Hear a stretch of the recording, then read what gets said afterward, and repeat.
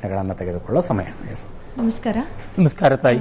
ನಾನು ದಿವ್ಯಾ ಹೆಗಡೆ ಕಬ್ಬಿನಗದ್ದೆ ಅಂತ. ಹೇಳಿಮ್ಮ. ಯುಗಾದಿ ಹಬ್ಬದ ಶುಭಾಶಯ. ಶುಭಾಶಯ ತಾಯಿ.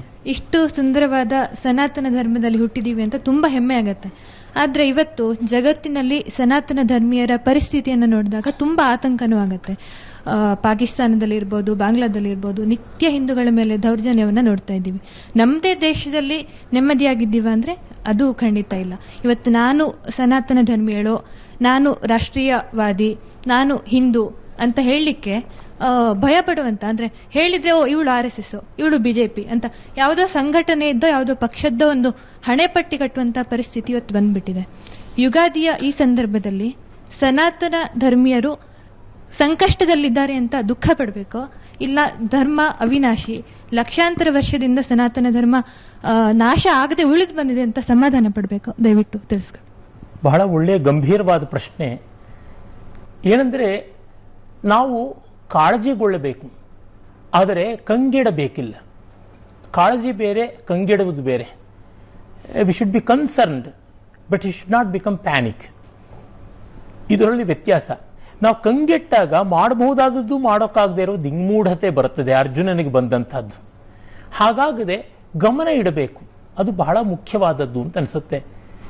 ಮತ್ತೆ ತನ್ನಂತೆ ತಾನೇ ಸರಿ ಹೋಗ್ಬಿಡುತ್ತೆ, ಧರ್ಮ ಶಾಶ್ವತವಾಗಿರುತ್ತೆ. ಎಷ್ಟೋ ಜನ ದೊಡ್ಡ ದೊಡ್ಡವರು, ಪಂಡಿತರು, ಮಠಾಧಿಪತಿಗಳು ಅನ್ನೋರು ಈ ಬಗ್ಗೆ ನಿಷ್ಕ್ರಿಯತೆ, ನಿರ್ವೀರ್ಯತೆ, ಕ್ಲೀಬತೆಯನ್ನು ಇಟ್ಕೋತಾರೆ. ಅದು ತಪ್ಪು ಅಂತ ನಾನು ಅಂತೀನಿ.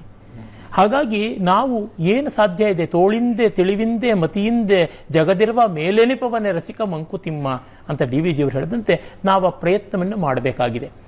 ಅದಕ್ಕೆ ಒಂದು ಚಿಕ್ಕ ಕಥೆಯನ್ನು ಹೇಳ್ತೀನಿ.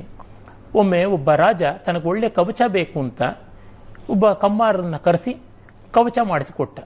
ಆ ಕವಚನ ತಂದು ಮೇಲೆ ಒಂದು ಗೊಂಬೆಗೆ ತೊಡಿಸಿ ಅದರ ಮೇಲೆ ಕತ್ತಿ ಗದೆ ಎಲ್ಲ ಪ್ರಯೋಗ ಮಾಡದ, ತುಂಡಾಯಿತು. ತಪ್ಪು ಮಾಡಿದ್ಯಾ ನೀನು, ಒಳ್ಳೆ ಕವಚ ಕೊಟ್ಟಿಲ್ಲ, ನಾರಿನ ಹಾಕೊಂಡು ಯುದ್ಧಕ್ಕೆ ಹೋಗಿದ್ರೆ ಗತಿ ಏನಾಗ್ತಾ ಇತ್ತು ಅಂತ ಬೈದು ಕಳಿಸ್ದ. ಮತ್ತೂ ಕಷ್ಟಪಟ್ಟು ಅವನು ಇನ್ನೂ ಚೆನ್ನಾಗಿರೋ ಕವಚ ಮಾಡ್ದ, ಅದಕ್ಕೂ ಇದೇ ಗತಿ ಆಯ್ತು. ಇನ್ನು ನೀನು 3ನೇ ಅವಕಾಶ ಕೊಡ್ತಾ ಇದ್ದೀನಿ, ಒಳ್ಳೆ ಕವಚ ತರದೇ ಇದ್ರೆ ನೀನು ಕೊಂದು ಬಿಡ್ತೀನಿ ಇಂದ. ಅವನು ಪಾಪ ಕಷ್ಟಪಟ್ಕೊಂಡು ಏನೋ ಕವಚ ಮಾಡಿ ಏನೋ ಗತಿ ಅಂತ ಯೋಚನೆ ಮಾಡ್ತಾ ಇದ್ದ. ಆಗ ಅವನ ತರುಣ ಪುತ್ರ ಬಂದ, ಮಗ ಬಂದ. ಏನಪ್ಪ ಯೋಚನೆ ಮಾಡ್ತಿದ್ಯಾ ಅಂತ. ನೋಡಪ್ಪ ಹೀಗೆ ಅಂತ. ತೊಂದರೆ ಇಲ್ಲ, ನಾನೇ ರಾಜನ ಹತ್ರಕ್ಕೆ ಕೊಡ್ತೀನಿ ಅಂತಂದ. ಅವನು ಗೊಂಬೆ ತೋಡ್ಸಕ್ ಹೋದಾಗ ರಾಜ ಬೇಡ ಮಹಾರಾಜ ನಾನೇ ತೊಡ್ತೀನಿ ಇಂದ. ತೊಟ್ಟು ತನ್ನ ಕೈನಲ್ಲಿ ಆಯುಧ ಹಿಡ್ಕೊಂಡ. ರಾಜ ಕತ್ತಿಯಿಂದಲೋ ಗದೆಯಿಂದ ಹೊಡೆಯಕ್ ಬಂದು ಇವನು ಕತ್ತಿನ ಅಡ್ಡ ಇಟ್ಟ. ಏನ್ ಮಾಡ್ತಿದ್ಯಾ ಅಂತ. ನೀವು ಬೊಂಬೆ ತರ ಕೂತ್ಕೊಳ್ಳಲ್ಲ ಯುದ್ಧದಲ್ಲಿ, ನೀವು ಆ ಅಫೆನ್ಸ್ಗೆ ಡಿಫೆನ್ಸ್ ಮಾಡ್ತೀರಾ ಅಂತ. ನಾವು ಸನಾತನ ಧರ್ಮದ ಕವಚ ಹಾಕೊಂಡಿದೀವಿ, ಧರ್ಮೋ ರಕ್ಷತೆ ರಕ್ಷಿತ ಅಂತ ಕವಚ ಹಾಕೊಂಡು ಗೊಂಬೆಗಳ ತರ ಇದ್ರೆ ಎಕ್ಕುಟ್ಟು ಹೋಗ್ಬಿಡ್ತೀನಿ. ನಮ್ಮ ಕೈನಲ್ಲಿ ಕೂಡ ಪ್ರತಿರೋಧವನ್ನು ಮಾಡಬೇಕಾಗುತ್ತದೆ. ಅದಕ್ಕೇನು ಬೇಕೋ ಅದು ಮಾಡಬೇಕು. ಹಾಗಾಗಿ ಕವಚವನ್ನೂ ತೊಡಬೇಕು, ಹೋರಾಡಲೂ ಬೇಕು. ಹೋರು ಧೀರತೆಯಿಂದ, ಹೋರು ಉದಾತ್ತತೆಯಿಂದ. ತಸ್ಮಾದ್ ಯುದ್ಧಸ್ವ ಕೌಂತೆಯ, ತಸ್ಮಾದ್ ಉತ್ತಿಷ್ಠ ಕೌಂತೆಯ ಯುದ್ಧಾಯ ಕೃತ ನಿಶ್ಚಯ. ಅದನ್ನು ಮಾಡಬೇಕು. ನಮ್ಮ ಕೈಲಾದಂತೆ ಅಲ್ಲಿ ಸಣ್ಣತನ ಇರಬಾರದು, ಉದಾರತೆ ಇರಬೇಕು, ಪ್ರೀತಿ ಇರಬೇಕು, ಆದರೆ ಪರಿಜ್ಞಾನ ಇರಬೇಕು. ನಮ್ಮಲ್ಲಿ ಸಾತ್ವಿಕರು ಅಂದ್ರೆ ಕೈಲಾಗದವರು ಅನ್ನುವ ಒಂದು ದುರ್ವ್ಯಾಖ್ಯಾನ ಬಂದಿದೆ. ಸಾತ್ವಿಕ ಆಹಾರ ಅಂದ್ರೆ ಸಪ್ಪೆ ಆಹಾರ ಅಂತಾಗಿದೆ. ಯಾರು ಹೇಳಿದ್ದು ಆ ಮಾತನ್ನ? ಖಂಡಿತ ತಪ್ಪು.